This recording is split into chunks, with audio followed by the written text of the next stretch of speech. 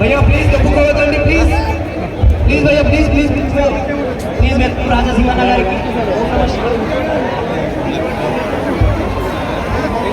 भैया ప్లీజ్ भैया స్టేజ్ మీదకి ఎవరు రావద్దు भैया ప్లీజ్ हेलो हेलो प्रेस के पास आ जाओ प्रेस प्रेस नहीं भैया वीआईपी का पेड़ पेड़ पे बैठी भाई प्रेस के पास से उतर जाओ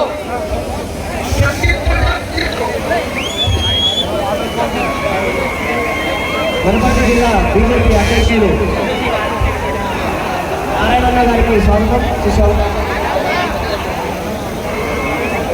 प्रेस के पास से बच्चों को उतारो प्रेस के पास भैया प्लीज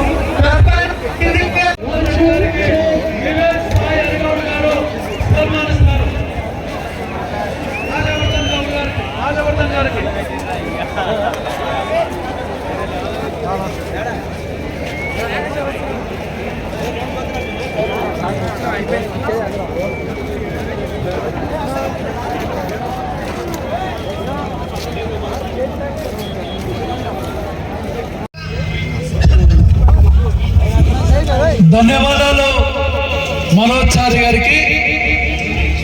ఇప్పుడు మీరు ఈ స్టేజ్ ఇంకా కొద్దిగా దొబ్బుతే అందరు కింద పడతారు. దయచేసి దయచేసి కొద్దిగా డిసిప్లిన్ గా ఉండండి. స్టేజ్ కేవలం ఏవి మంచాలతో వేశారు, మీరు ఎక్కడ దొబ్బారంటే అందరూ కింద పడతారు. హిందువులంతా ఇప్పుడే మన మిత్రుడు చెప్పారు రాజకీయాలన్నింటినీ కూడా పక్కకు పెట్టి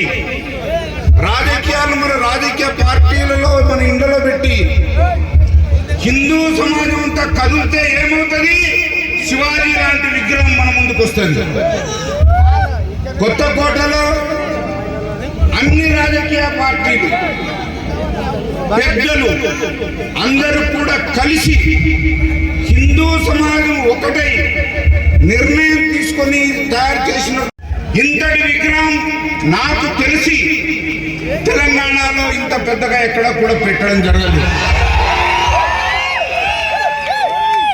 హిందూ వాహిని కార్యకర్తలు ముందు ప్రారంభించాలనుకున్నప్పుడు ఏదో చిన్న విగ్రహం ప్రారంభిస్తారని అనుకున్నాం. పోయే కొద్దీ నేను 15 రోజులకు ఒకసారి వస్తుంటాను కాబట్టి ఈ మహానుభావుని యొక్క దివ్య విగ్రహం తయారైపోయింది. అందుకనే మళ్ళీ ఒకసారి హిందూ వాహిని యొక్క అధ్యక్షునిగా, 2 ప్రాంతాల యొక్క అధ్యక్షునిగా ఈ కొత్తకోట పట్టణం, ఈ చుట్టూ ఉండేటటువంటి ఒక హిందూ బంధువులు, రాజకీయ నాయకులు ఎవరెవరైతే సహకారం చేశారో వాళ్ళందరికీ కూడా మేము హృదయపూర్వకంగా ధన్యవాదాలు తెలుపుతున్నాం.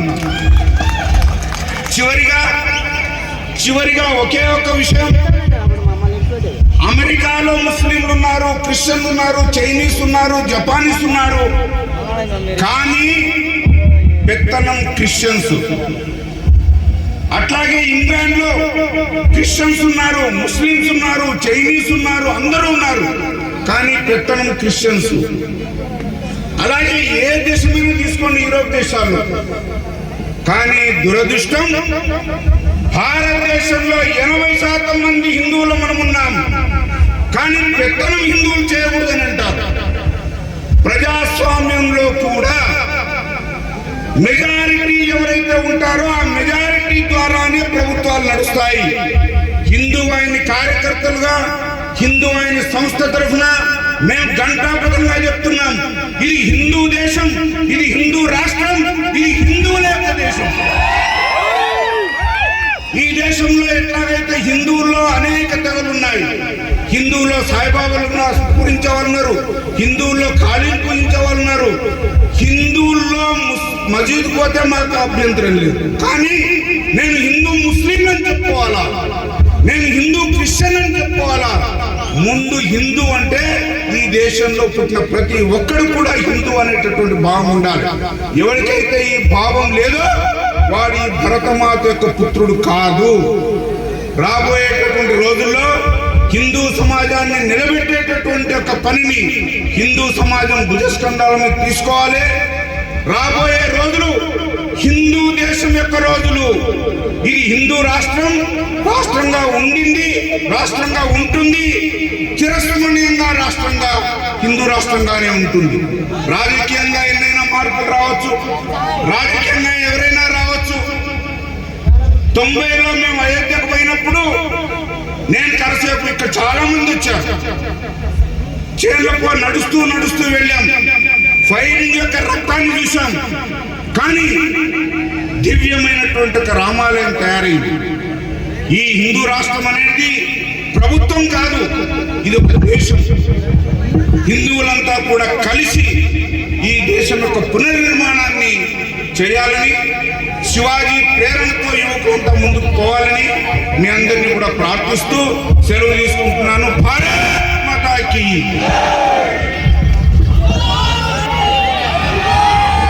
రాజవర్ధన్, ధన్యవాదాలు మీకు. ఇప్పుడు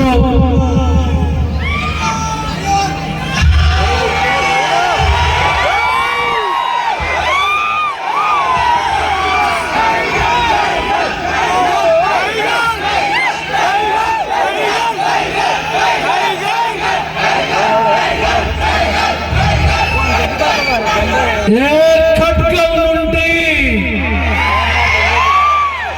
ఏ వర నుంచి ఖడ్గము సర బయటకు వస్తే అఖండ హిందూ జాతి కూడా నిద్రలేసి ఈ యొక్క జాతిని ఈ ప్రపంచంలో శక్తి కూడా ఒక్క నిమిషం ఆపలేదని చెప్పి హిందూ చైతన్య పతాకాన్ని ఎగరేసిన ఆ శివాజీ మహారాజ్ విగ్రహ ఆవిష్కరణకు విచ్చేసిన హిందూ టైగర్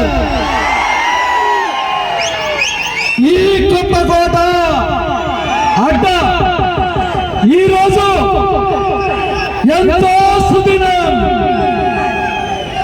ఈ గడ్డ మీద మహా అద్భుతమైన ఒక చైతన్యమూర్తి యొక్క శిల్పాన్ని ఆవిష్కరించుకున్నాం.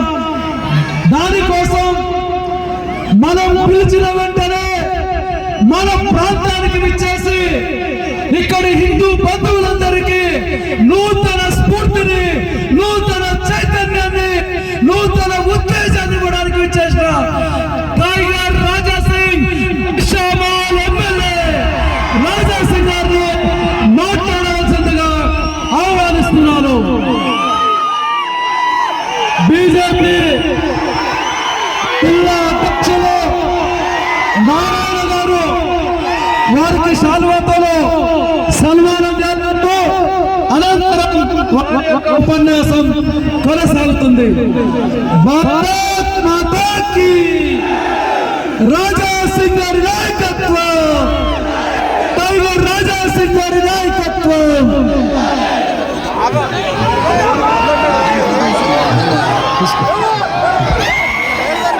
ధన్యవాదాలు.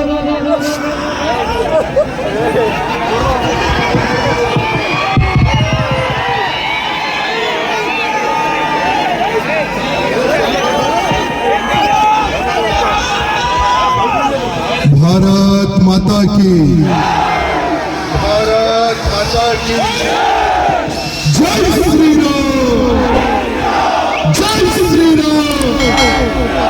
मोहिनी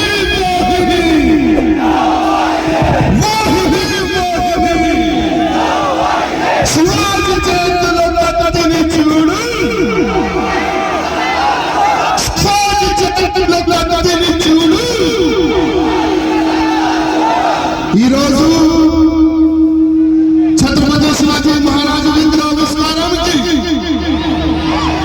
వేదికపైన ఉన్న అధికారులకి, అదేవిధంగా కొత్త కోన నుంచి వచ్చిన కార్యకర్తలకి అందరికన్నా ఛత్రపతి శివాజీ మహారాజు విగ్రహావిష్కారం జరిగింది. చాలా మంది యువకులు ఉంటారు, ఇవాళ నేను చూస్తున్నా మంచి జోష్ ఉంది కార్యకర్తల్లో, మంచి జోష్ ఉంది. కానీ ఈ జోష్ ఒక గంట 2 గంటల వరకు ఉంటది. దాని తర్వాత ఇంటికి వెళ్తారు, పనుకుంటారు. ఈ జోష్ కూడా చల్లగా అయిపోతుంది. నా రిక్వెస్ట్ ఏంటంటే అరిసే బదులు వింటే చాలా బాగుంటుంది కదా. విననీకి వస్తున్నారా, అరవనీకి వస్తున్నారా? ఇంకా నేను మా బామ్మర్ది వాళ్ళకి రాలేదు. కానీ ఇప్పుడు చెప్పిన ప్రతి మాటలు వినాలి, మన మైండ్ లో కూర్చొని పెట్టాలి. దాని తర్వాత మీ ఫ్యూచర్ ప్లానింగ్ చేయాలని నా ఒక నివేదిక. ఇవాళ ఛత్రపతి శివాజీ మహారాజ్ విగ్రహం ఇక్కడ పెట్టినారు. ఉద్దేశం ఏముంది? ఇక్కడ ఉన్న హిందూ వాహిని కార్యకర్తలు ప్రతి ఒక్క దాదాకి రిక్వెస్ట్ చేసి, ఇక్కడ ఉన్న నాయకులకు రిక్వెస్ట్ చేసి, చాలా మంది సహకారంతో ఎంత మంచి విగ్రహం ఇక్కడ పెట్టినారు. ఉద్దేశం ఏముంది? ఏదైనా ఊర్లో కూడా పెట్టచ్చు. కానీ ఈ కొత్త కోటలో వచ్చే వాళ్ళు ఛత్రపతి శివాజీ మహారాజ్ ని చూసిన తర్వాత ఆయనలో ఒక భావన రావాలి. నేను ఈ ఊరు లోపల వెళ్తే ఛత్రపతి శివాజీ మహారాజు సైనికులు నాకు యువకులు కనబడతారు, దొరుకుతారని ఒక భావన రావాలని. అదేవిధంగా ఛత్రపతి శివాజీ మహారాజు విగ్రహాన్ని చూసి ప్రతి ఒక్క కార్యకర్త నేను కూడా ఛత్రపతి శివాజీ మహారాజ్ మార్గదర్శనంలో నడుస్తా ఆ ఫీలింగ్ రావడానికే ఇట్లాంటి విగ్రహాల ఆవిష్కరణ జరుగుతుంది.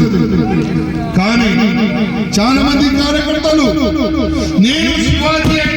నేను శివాజీ మార్గంలో నడుస్తా అని జస్ట్ కొన్ని నిమిషాలు చెప్తారు, దాని తర్వాత ఇంట్లో పోయి పండుకుంటారు.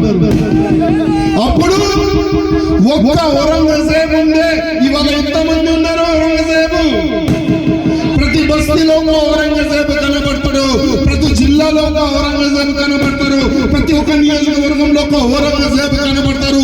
కానీ మనము నేను శివాజీగా తయారైతా అని ఎంతమంది ఉన్నారు చెప్పండి నాకు?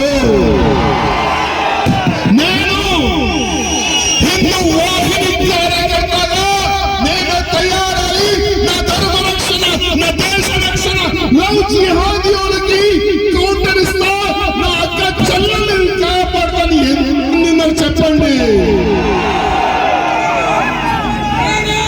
ఎంత? 10, 20, 30. అంటే ఏం కావాలో మన సౌండ్ వస్తుంది.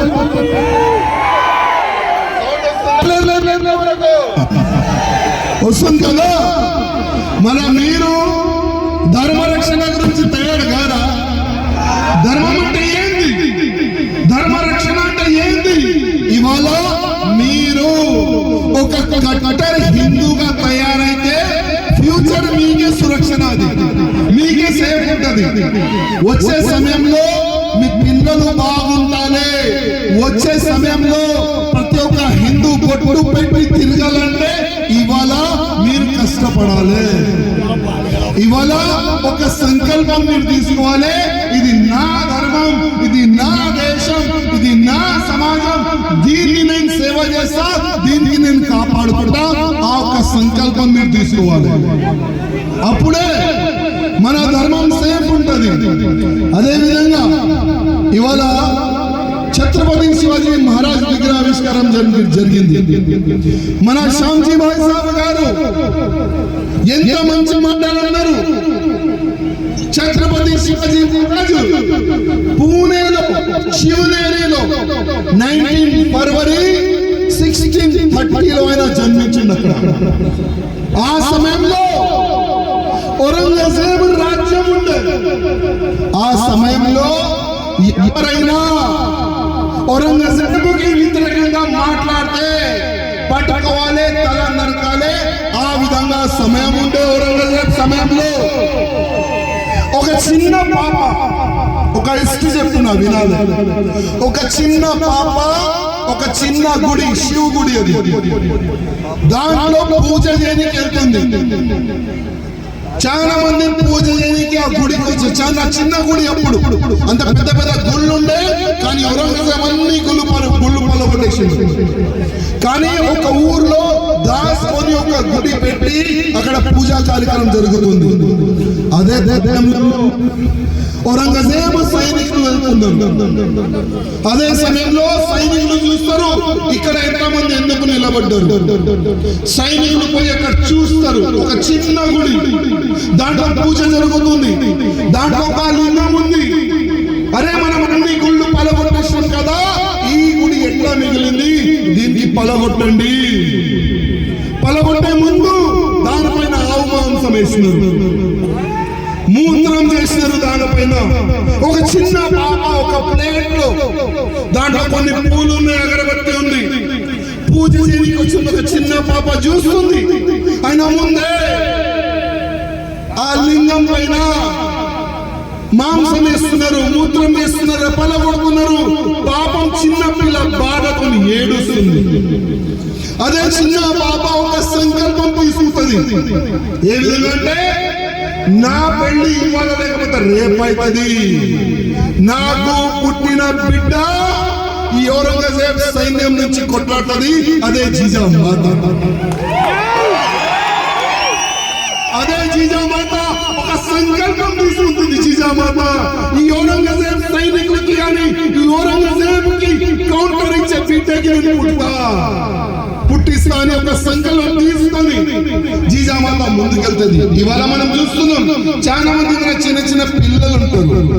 మనము ఆ చిన్న పిల్లలకి ఏం ట్రైనింగ్ ఇస్తాం? మనం ఇగోరా భోజనం తింటావు కదా, ఫస్ట్ ఫోన్ పట్టుకో. ఫోన్ పట్టుకుంటేనే పిల్లలు భోజనం తింటున్నారు ఇవాళ, లేకపోతే తింటలే, ఆడలేదు. మన ఆలోచన ఏ విధంగా ఉంటది? మన పిల్లలు పెద్దగైన తర్వాత మంచి ఇంజనీర్ కావాలి, డాక్టర్ కావాలి, ఎమ్మెల్యే కావాలి, కార్పొరేటర్ కావాలి.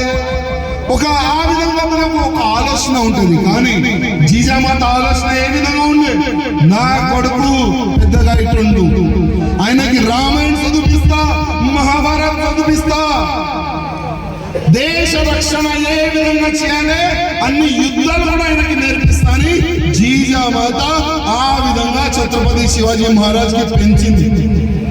ఒక చిన్న ఏజ్ లో మన శ్యామ్జీ గారు ఒక మంచి మాట అన్నారు, ఒక చిన్న ఏజ్ లో జస్ట్ 12 సంవత్సరాలలో ఛత్రపతి శివాజీ మహారాజ్ గౌ రక్షణ చేసింది.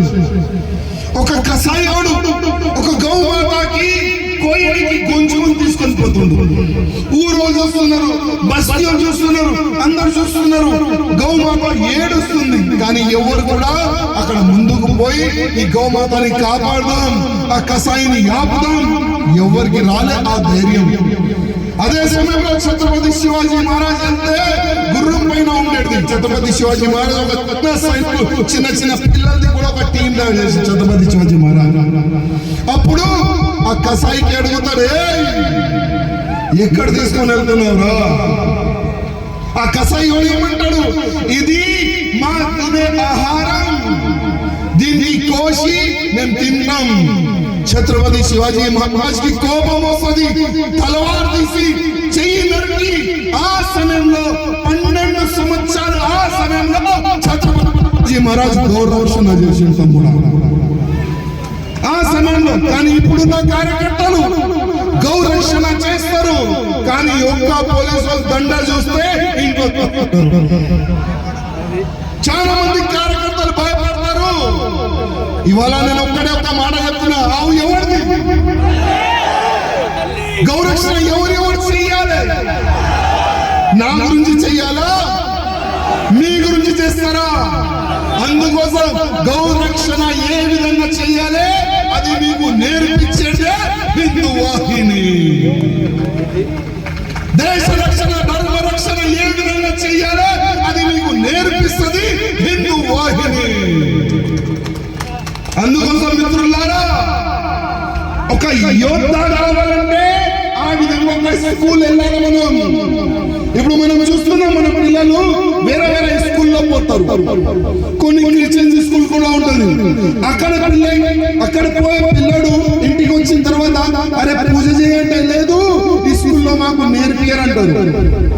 అదే శిశు మందిర్ స్కూల్లో పోయి పిల్లడికి అడగండి, ఆయన పూజ కూడా చేస్తాడు, శ్లోకం కూడా చెప్తాడు, అన్ని విధాలుగా ధర్మం పట్ల ఆయనలో జ్ఞానం ఉంటుంది. అందుకోసం మీలో జ్ఞానం రావాలంటే అది ఈ స్కూల్ ఉంది, హిందూ వాహిని.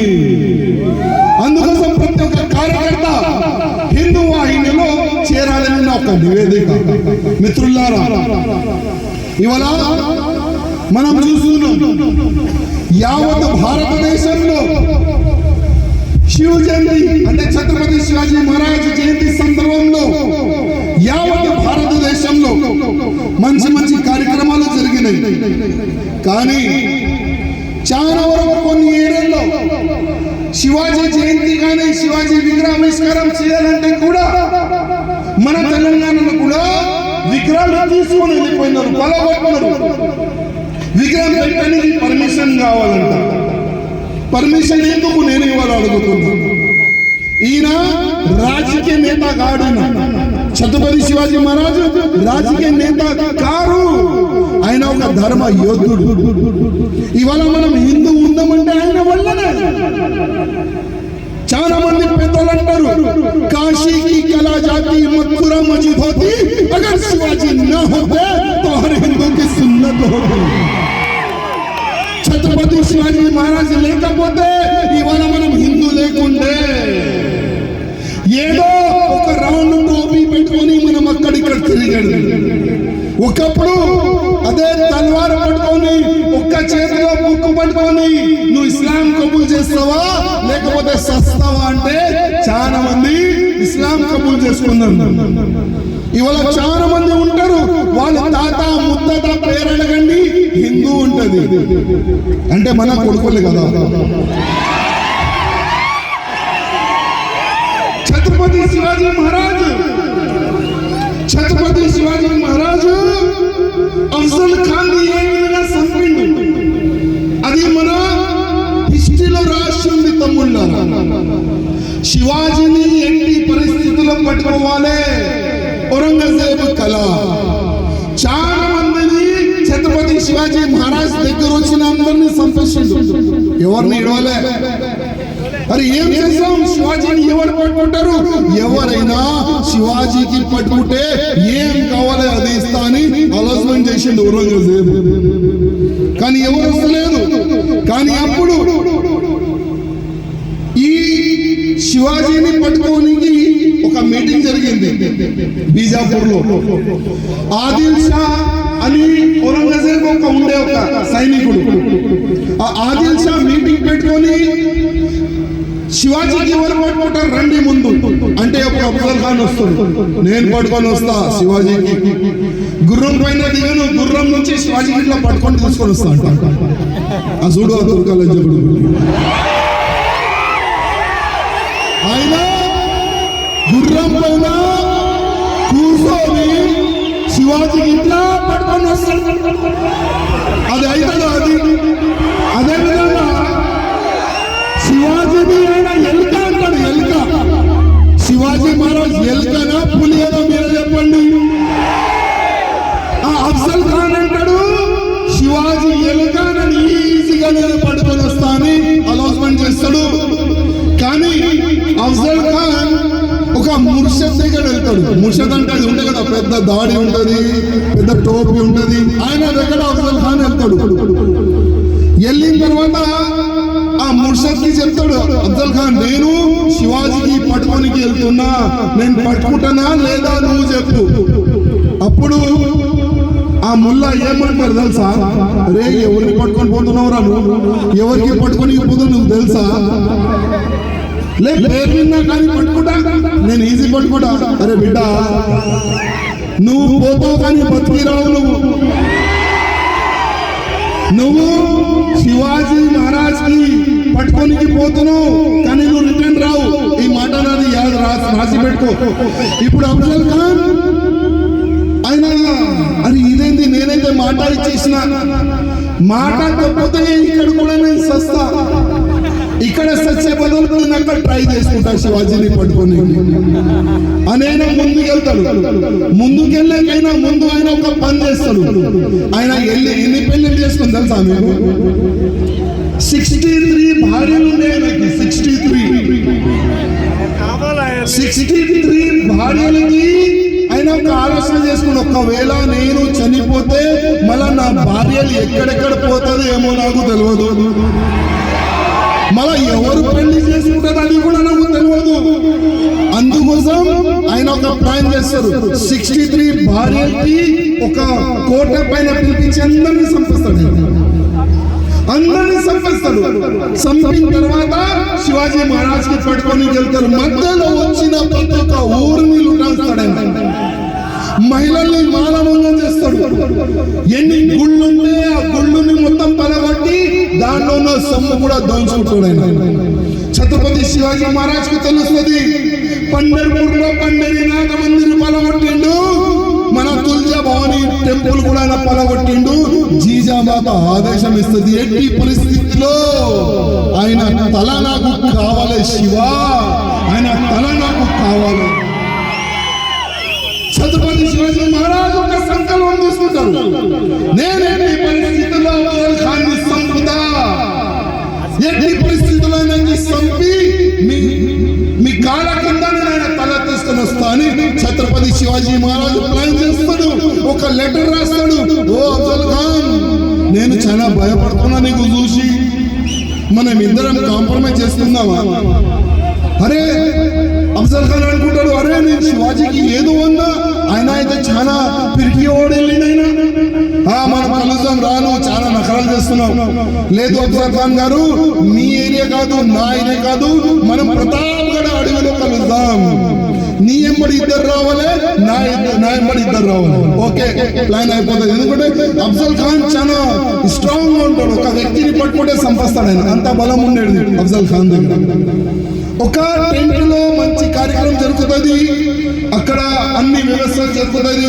ఛత్రపతి శివాజీ మహారాజ్ అఫ్జల్ ఖాన్ ఆ టెంట్ లో కలుస్తాడు. అప్పటికే వీళ్ళ మైండ్ చూడండి, వీళ్ళ మైండ్ చూడండి. ఆవు మాంసం తినే వీళ్ళ మైండ్ ఎట్లా ఉంటుందంటే వెనుక నుంచి ఎప్పుడు సంపాలే, ఆ విధంగా వాళ్ళ మైండ్ లో ఒక ఆలోచన ఉంటుంది. అదే ప్లాన్ చేసుకోండి అఫ్జల్ ఖాన్, నేను శివాజీకి దగ్గర తీసుకొని వెనుక నుంచి పొడిచేస్తాను. కానీ ఛత్రపతి శివాజీ మహారాజ్ కూడా చాలా తెలివి ఉండే వ్యక్తి. ఆయన ఆల్రెడీ క్యాల్కులేషన్ చేసుకుంటూ అఫ్జల్ ఖాన్ ఏమేమి చేయవచ్చని మొత్తం బుల్లెట్ ప్రూఫ్ అయినా మొత్తం జాకెట్ పెట్టుకుంటాడు ఆయన, తల పైన కానీ బాడీ పైన కానీ బుల్లెట్ ప్రూఫ్, మళ్ళా బాగా ఉంటది, అది చేతిలో అయినా పెట్టుకుంటారు, కనబడదు. అఫ్జల్ ఖాన్ తోని రారా శివాజీ, నువ్వు ఇవాళ కాంప్రమైజ్ వచ్చినావు కదా, రా మనం ఇద్దరం కౌలిద్దాం, గలే మిలింగే. ఇద్దరు దగ్గర వచ్చిన తర్వాత అఫ్జల్ ఖాన్ వెనుక నుంచి ఈ సలహాలు అట్లనే ఉంటుంది, వెనుక నుంచి పొడిచే అలవాటు వీళ్ళకి. వెనుక నుంచి పొడిస్తే అఫ్జల్ ఖాన్ మన ఛత్రపతి శివాజీ మహారాజ్ ఏం చేస్తాడు, ఆయన పేగులు మొత్తం బయట తీసేస్తాడు.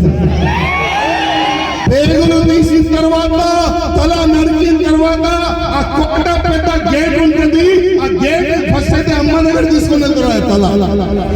తల కోసి అమ్మకి గిఫ్ట్ గా ఇస్తారు. అమ్మ చెప్పది, శివ ఈయన తల గేట్ బయట పైన పెట్టు, ఎవరైనా శత్రువులు మన వైపు చూస్తే ఈ అఫ్జల్ ఖాన్ ఏ విధంగా శివాజీ నరికిండు అది వాళ్ళకి గుర్తించు, అది వాళ్ళకి యాద రావాలని కోట గేట్ పైన పెట్టిస్తారు.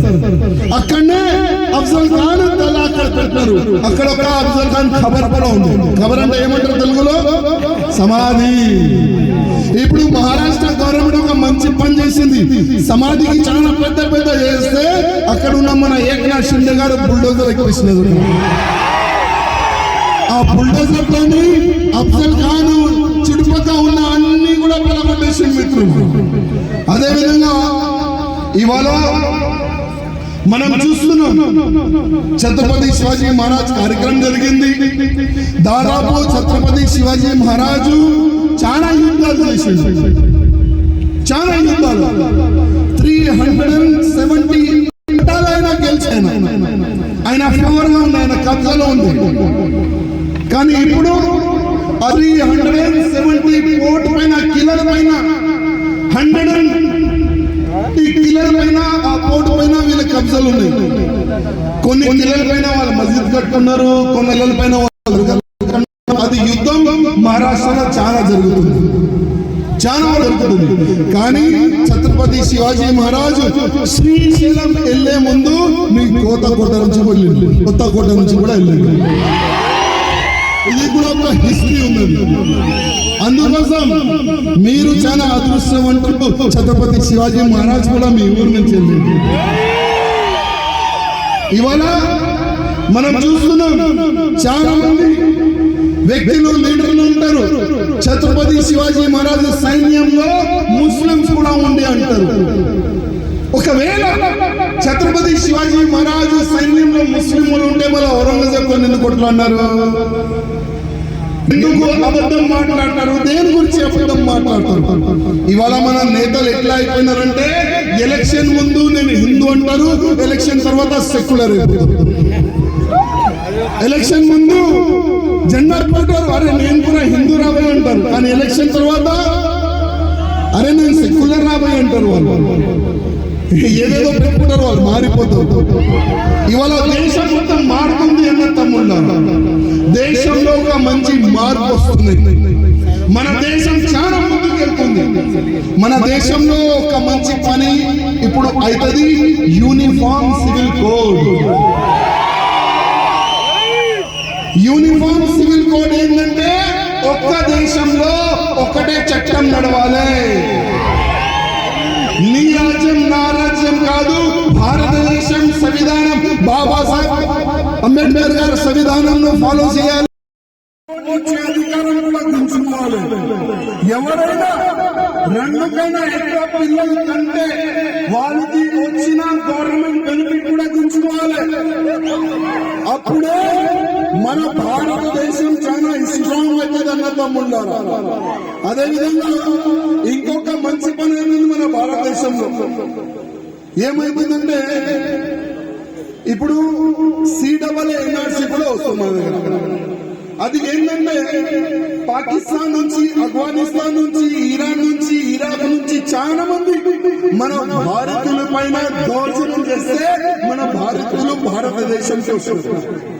చాలా మంది ఢిల్లీలో అక్కడిక్కడ టెంట్ వేసుకొని అక్కడ ఉన్నారు చాలా మంది. కానీ వాళ్ళకి CAA చట్టం కింద వాళ్ళకి మన భారతదేశంలో ఉండే ఒక అధికారం వస్తుంది. అదేవిధంగా ఇవాళ మనం చూస్తున్నాం చాలా మంది బంగ్లాదేశీ, ఈ రోహింగ్యాలు, ఈ మ్యాన్మార్ నుంచి వచ్చి భారతదేశంలో కోనలో దాస్తున్నారు. మన భారతదేశానికి అనాథ ఆశ్రమం అనుకున్నారు వీళ్ళు. ఇప్పుడు అమిత్ షా గారు ఒక మంచి మాట అన్నారు, బిడ్డల్లారా ఎంత మంది దాస్తారు దాసుకోండి, ఒక్కొక్కరిని కోన నుంచి బయటకు తీసి మీరు ఎక్కడి నుంచి వస్తున్నది అక్కడ పంపిస్తాం, పోకపోతే ఎక్కడ పంపించాలి అది కూడా మాకు తెలుసు అని అమిత్ షా గారు ఒక మంచి మాట అన్నారు. అదేవిధంగా కొన్ని రోజుల ముందు మా పెద్ద కనబడింది ఎందుకు పోయింది, మా పెద్ద కనబడింది ఓవైసీ పార్లమెంట్ లో ఏమన్నారంటే ఇవాళ భారతదేశంలో అయోధ్యలో రాముడి గుడి కట్టడాలని చాలా మంది రామ భక్తులు ప్రాణమిశ్వరంగా ఉన్నారు. అక్కడి నుంచి ములాయం సింగ్ పోలీసు వాళ్ళు కాల్పులు జరుపుతున్నారు. కానీ కార్యకర్తలు జై శ్రీరామ్ స్లోగన్ పెట్టుకొని ముందుకెళ్తున్నారు. చాలా మంది రామ భక్తులు ప్రాణాన్ని త్యాగం చేస్తున్నారు. కానీ ఆ బాబరీ మస్జిద్ మొత్తం ఫ్రీ చేసినారు. కోర్టు కేసు నడిచింది, చాలా సంవత్సరాలు కోర్టులో కేసు నడిచింది. కానీ కేసు రామ భక్తులు ఫేవర్ వచ్చింది.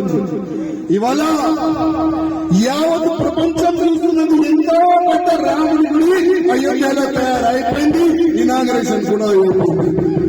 కానీ ఇవాళ ఆ ఓవైసీ పార్లమెంట్ లో నిలబడి ఏం చెప్తాడు, బాబరీ నుంచి జిందాబాద్ హై, జిందాబాద్ థీ और जिंदाबाद रहेगी.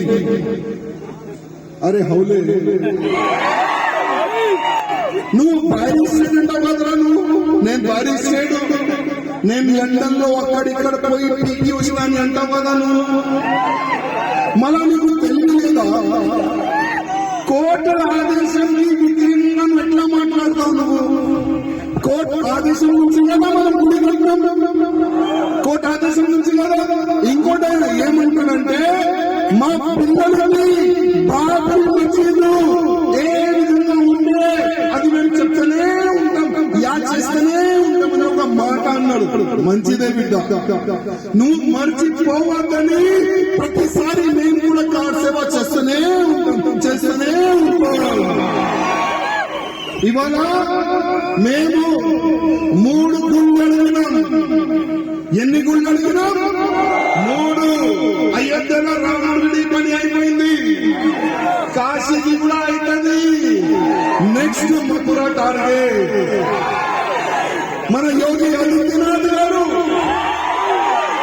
మన బుల్లోదర్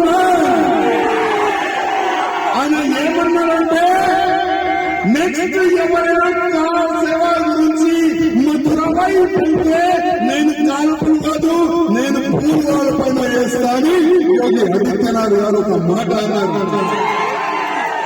అందుకోసం ఇప్పుడు హిందువులారా మనం మర్యాదగా 3 గుళ్ళు అడిగినాం, కానీ వీళ్ళు ఇయ్యలేదు, అసలు ఇయ్యలేదు. మహాభారతంలో ఒక మంచి ఒక పేపర్ నేను చూస్తే ఒక మ్యాటర్ ఉంది మహాభారత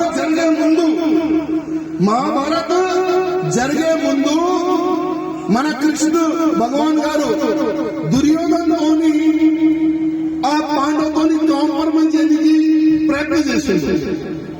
మన కృష్ణుడు భగవాన్ గారు దుర్యోధన దగ్గర వెళ్తాడు. దుర్యోధన్ వాళ్ళకి సగం ఆస్తి ఇచ్చేసి ఈ యుద్ధం వద్దు, నా మాట విను. దుర్యోధన్ వినలే, ముందు కదా వినలే. మళ్ళా కొన్ని రోజుల తర్వాత మళ్ళా కృష్ణ భగవాన్ మళ్ళా దుర్యోధన్ దగ్గర, దుర్యోధన్ నా మాట విను, 5 ఊర్లైనా ఇచ్చేసాయి పాండవులకి. దుర్యోధన్ వెళ్ళు. దాని తర్వాత ఏమైంది? మహాభారతంలో యుద్ధం జరిగింది, దుర్యోధన్ చనిపోయిండు, పాండవుని విజయమైంది. అదే విధంగా మేము మర్యాదగా 3 గుళ్ళు అడిగినాం. ఇప్పుడు 40,000 గుళ్ళు నాకు కావాలో మేము కూడా మర్యాదగా 3 గుళ్ళు అడిగినాం. కానీ మీరు ఇయ్యలే. అదే ఆదేశంతో ఎక్కడ ఏ గుడి ఉండే దాని డాక్యుమెంటేషన్ ఏముంది, అన్ని విధాలుగా ఉంది. కోర్టు నుంచి ఆదేశం వస్తుంది, 40,000 మా గుళ్ళు కానీ నెరవేరా ఈ ఫార్తుగాను అంటారు. ప్రతి ఒక్క గుడి మీద మన కాషాయ జెండా మనం ఎగిరిపిస్తామన్న తమ్ముళ్ళారా. లాస్ట్ కి ఒక మాట మీ అందరికీ చెప్తున్నాను. నా రిక్వెస్ట్, బతకాలంటే ఛత్రపతి శివాజీ మహారాజ్ లాగా, సావాలంటే సంభాజీ మహారాజ్ లాగా. సంభాజీ మహారాజ్ ఎవరు? ఎంతమందికి తెలుసు చెప్పండి. సంభాజీ మహారాజ్ ఛత్రపతి శివాజీ మహారాజ్ కొడుకు. ఛత్రపతి శివాజీ మహారాజ్ చనిపోయిన తర్వాత ఇది నా ధర్మం, ఇది నా దేశం, నేను నా హిందూ తమ్ముడికి అక్క చెల్లెలకి నేను కాపాడతా అని సంభాజీ మహారాజు ముందుకెళ్తాడు. కానీ మనలో మన హిందువుల్లోనే చాలా మంది శత్రులు ఉంటారు. పక్కడు మైండ్ లో ఏం జరుగుతుందో తెలుసా? తెలియదు. అసలు ఏ హిందూ ఎప్పుడు ద్రోహం చేస్తారో తెలుసా? తెలియదు. కానీ సంభాజీ మహారాజ్ ఒక మంచి ఆలోచన, ఒక మంచి అలవాటు ఆయనకు ఉంది. ప్రతి ఒక్క ఊరు ఉండాలి, అక్కడున్న సమస్యల్ని చూడాలి, వాళ్ళకి భోజన వ్యవస్థ చేయాలి. ఆ విధంగా ఒక మంచి ఆలోచన ఉండే మన సంభాజీ మహారాజు 120 యుద్ధాలు చేసిండు. సంభాజీ మహారాజు ఒక యుద్ధం కూడా ఓడిపోలేదు. అది ఛత్రపతి శివాజీ మహారాజ్ కొడుకు సంభాజీ మహారాజ్. ఔరంగజేబు ఛత్రపతి శివాజీ మహారాజ్ తో ఎంత భయపడలే, ఎంత సంభాజీ మహారాజ్ ని చూసి ఆయన భయపడేది. ఆయన ఢిల్లీలో ఆయన ఒక పెద్ద చైర్ ఉండండి, ఆ చైర్ పైన ఆయన ముఖటం పెట్టి దిగిపోయింది ఔరంగజేబు. నేను కూర్చుంటో ఎప్పటి వరకు సంభాజీని పట్టుకొని తీసుకుని వస్తారు, అప్పటి వరకు నేను ఆ రాజగడ్డి పైన కూర్చోను అని ఆయన దిగిపోతాడు. అప్పుడు ఏం చేస్తారు? ఏం చేయాలి? కానీ సంభాజీ మహారాజ్ రిలేషన్ లోనే ఒక వ్యక్తి ఇన్ఫర్మేషన్ ఇచ్చేసి, ఈ రోజు సంభాజీ మహారాజ్ ఈ ఊరికి వస్తుండు, ఆయన ఎప్పటి 500 సైన్యం ఉంటుంది, ఈజీగా పట్టుకోవచ్చు. 10,000 మంది సైనికులు వచ్చి సంభాజీ మహారాజ్ పట్టుకొని ఢిల్లీకి తీసుకొని వెళ్తారు. 10,000 మంది సైనికులు. అప్పుడు సంభాజీ పైన ఎంత దౌర్జన్యం వచ్చినారు తెలుసా మీకు? ఇవాళ మనం ఉన్నాం, ఒక్క కార్యకర్తకి ఏదైనా ఒక పోలీస్ అధికారి పోలీస్ స్టేషన్ లో తీసుకుని వెళ్ళి ఒక 2 దండలు పడితే, అయ్యా దొరా నేను నెక్స్ట్ ధర్మ సేవ చేయను, నేను ఇంట్లో కూర్చుంటా, నేను ఎప్పుడైనా రైలుకి వెళ్ళను, నేను అక్కడ వెళ్ళను, నేను ఇక్కడ వెళ్ళను అని కార్యకర్తలు భయపడతారు. కానీ సంభాజీ మహారాజ్ ఔరంగజేబు వస్తాడు, ఆయనకి మొత్తం పట్టుకొని ఆ జంజీలతో కట్టేస్తారు. నువ్వు నాకు పట్టుకున్నావు కదరా, నువ్వు ఏం పీకలేవురా అని చెప్పే సంభాజీ మహారాజ్. అప్పుడు ఔరంగజేబు సంభాజీ మహారాజ్ ఒక ఆఫర్ ఇస్తాడు. సంభాజీ, నీలాగా ఒక మరాఠా ఇస్లాం కబూల్ చేస్తే నేను యావత్ భారతదేశం పైన రాజ్యం చెయ్యొచ్చురా, నువ్వు ఇస్లాం కబూల్ చేసుకోరా అని ఔరంగజేబు ఆఫర్ ఇస్తాడు. చెప్పు నీకు ఏం కావాలి, ఎన్ని కోట్లు కావాలా, ఎన్ని పిల్లలు కావాలా, ఎన్ని గోల్డ్ కావాలా, ఎన్ని సొమ్ము కావాలి చెప్పు. అరే నా బిడ్డని కూడా నీకు ఇచ్చేస్తా కావాలంటే చెప్పు అని ఔరంగజేబు ఇన్ని ఆఫర్లు పెట్టింది. కానీ సంభాజీ మహారాజ్ ఏమన్నాడు? నేను ఛత్రపతి శివాజీ మహారాజ్ కొడుకురా, నా ధర్మం గురించి, నా దేశం గురించి నేను సామానికి సిద్ధం, కానీ నీ ఇస్లాంలోని రానురా చెప్పే వ్యక్తి సంభాజీ. అప్పుడు ఔరంగజేబు ఆదేశం ఇస్తాడు, సంభాజీని మొత్తం శరీరం మొత్తం ముక్కలు చేయండి. ఎప్పటి వరకు ముక్కలు చేస్తారు? ఈయన ఎగిరి కావాలి, ఈయన రెడీ కావాలి, నేను ఇస్లాం కబూల్ చేస్తాను ఆయన ఒప్పుకోవాలి. అప్పటి వరకు ప్రతిరోజు ఈయన ఒక చేయి నరకండి, వేలు కట్ చేయండి, శరీరంలో ఉన్న మాంసం తీసేయండి, కాలు నరకండి, ప్రతిరోజు ఒక పాటని డైవర్ట్ చేయండి. అట్లాంటి 39 రోజు. ఎన్ని రోజు? 39 రోజు సంభాజీ మహారాజు కొద్దిగా నరుకుతారు, కొద్దిగా నరుకుతారు. ప్రతిరోజు ఒక పాట నరికి తర్వాత అడుగుతారు, ఏ సంభాజీ ఇస్లాం కబూల్ చేస్తావా? నేను చేయి నరకండి. నెక్స్ట్ డే, ఏ సంభాజీ ఆ చేయి కోస్తున్నాం, ఇస్లాం కబూల్ చేస్తావా? లేదు, ఆ చేయి నరుకుతారు.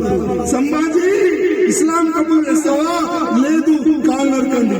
ఇట్లాంటి సంభాజీ మహారాజ్ మొత్తం ముక్కలు చేస్తారు. ఉగాది రోజు సంభాజీ మహారాజు తల నరికిస్తారు. ఇంకా దౌర్జన్యం మన సంభాజీ మహారాజ్ పైన చేసిన ఈ ఔరంగజేబు ఇవాళ మన నేతలందరూ చాలా మంది అంటారు ఔరంగజేబు ఆయన మంచి వ్యక్తి ఉండే, ఆయన మంచి వ్యక్తి అని ఇవాళ అడుగుతున్నా. మీకు ఆయన మంచి వ్యక్తి ఉండేనా? ఒకవేళ మంచి వ్యక్తి ఉండే, ఒకవేళ ఛత్రపతి శివాజీ మహారాజ్ సైన్యంలో ముస్లింలు ఉండే, ఇంకా దౌర్జన్యం సంభాజీ మహారాజ్ ఎందుకు ఇవాళ నేను అడుగుతున్నాను. అందుకోసం మిత్రులారా, నా ఒక నివేదిక, ఒక సంకల్పం తీసుకోండి. లేకపోతే శాతకాన్ని కార్యకర్తలు మాకు అవసరం ఉండదు, భయపడే కార్యకర్తలు మాకు అవసరం లేదు. మాకు ఎట్లాంటి కార్యకర్తలు కావాలంటే, అన్నా నేను హిందూ, నా ధర్మం గురించి, నా దేశం గురించి, నా సమాజం గురించి నేను సేవ చేయడానికి రెడీ ఉందా? నేను హిందూ వైద్యంలో చేరుకుంటా, నేను రాష్ట్రీయ సేవ సంఘంలో చేరుకుంటా, నేను విశ్వ హిందూ పరిషత్ బసంతంలో చేరుకుంటా. ఏదైనా ఒక హిందూ ఆర్గనైజేషన్లో చేరుకున్న తర్వాత నేను కూడా ధర్మ సేవ చేస్తాను అని మీరు నాకు ఇవాళ మాట అయ్యండి. లేకపోతే అన్నా నాకు చేత కాదు, నా ఇంట్లో పిల్లలు భార్య ఉంది, నాకు అన్ని చూసుకోవాలి, నేను ఇంట్లో పోయి దాచుకుంటానే వాళ్ళ అవసరం లేదు. ఒకవేళ అదే భార్య పిల్లల గురించి ఛత్రపతి శివాజీ మహారాజ్ ఆలోచన చేస్తే ఇవాళ మనం హిందూ ఉండేనా అని మీకు అడుగుతున్నా. ఇవాళ ఉండేనా? ఇవాళ మన భారతదేశంలో, మన తెలంగాణలో లవ్ జిహాద్ పేరు పైన రోజు డైలీ మన అమ్మాయిని ఎక్కువ తీసుకొని పోతున్నాం.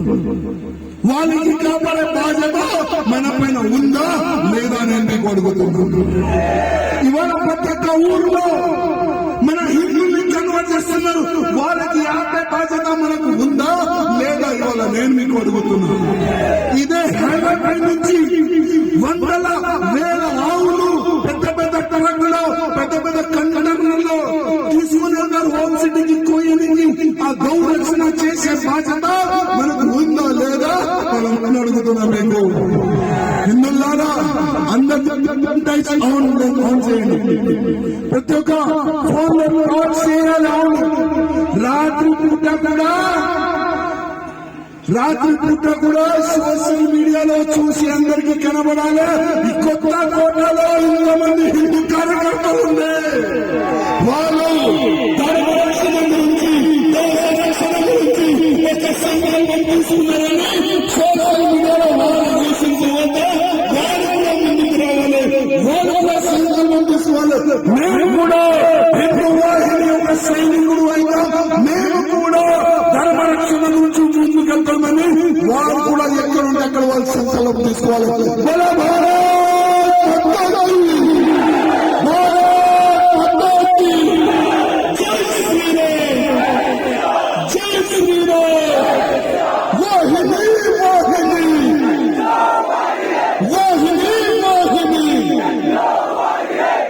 నాకు అర్థమైందా లేదా? కొద్దిగా అడ్వాంటేజ్ ఉంటుంది. ఓకేనా? చలో మళ్ళా కలుద్దాం. Thank you.